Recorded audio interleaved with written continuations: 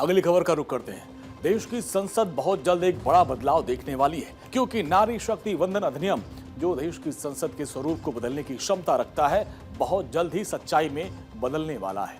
इस बदली हुई संसद को देखने के लिए देश उत्साहित है और इसी उत्साह के बीच एक नजारा देश के अलग अलग शहरों से भी सड़कों पर सामने आया। अब आपको हम 8 तस्वीरें आपको दिखाते हैं और मेरे इर्द गिर्द आपको देश के अलग अलग शहरों से आई कुछ बेहद खास तस्वीरें भी हैं। इसमें मध्य प्रदेश, उज्जैन, तेलंगाना, हैदराबाद की तस्वीरें हैं और साथ ही हरियाणा का भी करनाल, वहाँ से भी तस्वीर सामने आई।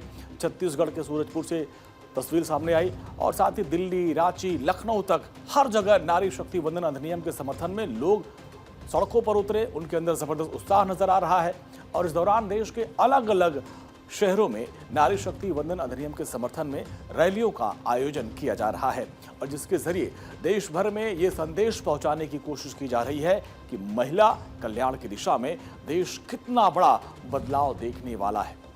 दरअसल नारी शक्ति वंदन अधिनियम बहुत जल्द हकीकत में तब्दील होने वाला है, क्योंकि कल यानी 16 अप्रैल को इस अधिनियम को लेकर संसद का 3 दिवसीय विशेष सत्र बुलाया गया है। इसके पहले इस अधिनियम को लेकर देश भर की महिलाओं का समर्थन लिया गया और वो समर्थन कर रही हैं और इसका स्वागत भी कर रही हैं। इस दौरान महिलाओं के सम्मान, अधिकार और भागीदारी पर जोर देते हुए अलग अलग कार्यक्रम का आयोजन किया जा रहा है।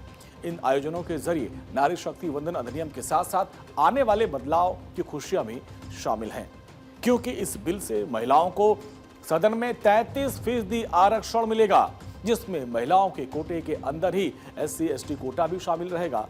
यानी इसके बाद हर 3 में से 1 सीट पर महिला उम्मीदवार का होना अनिवार्य होगा। इसको लागू करने से पहले परिसीमन के साथ सीटों की सीमाओं का दोबारा निर्धारण किया जाएगा। बिल के तहत 15 साल के लिए आरक्षण होगा, जिसे आगे भी बढ़ाया जा सकता है। परिसीमन के बाद आरक्षित सीटें बारी बारी से बदलती भी रहेंगी। ये कदम देश के लोकतंत्र को और सशक्त करेगा, क्योंकि देश की 50% महिला आबादी को और अधिक अधिकार मिले, उनकी भागीदारी जनसेवा में बढ़े। प्रधानमंत्री नरेंद्र मोदी की अगुवाई में इस निर्णय को देश के सबसे महत्वपूर्ण फैसलों में से एक माना जा रहा है, जो विकसित भारत के लक्ष्य को मजबूत करने की दिशा में सबसे अहम साबित होगा। और इन सब के बीच हरियाणा सरकार में मंत्री श्रुति चौधरी ने सरकार के फैसले पर खुशी जताई। जैसे माननीय प्रधानमंत्री जी ने ये बोला कि हमारे टाइम का वन ऑफ द मोस्ट महत्वपूर्ण डिसीजंस हैं, ऐतिहासिक हिस्टोरिक, हम उस पड़ाव पर आ चुके हैं जहाँ पे जो एक विकसित भारत का जो सपना जो है और एक जो लक्ष्य लेके जो तेज़ी से ये सारे ढांचे तैयार करे जा रहे हैं, बहुत बड़ी बात है। मैं प्रधानमंत्री जी को धन्यवाद करती हूँ।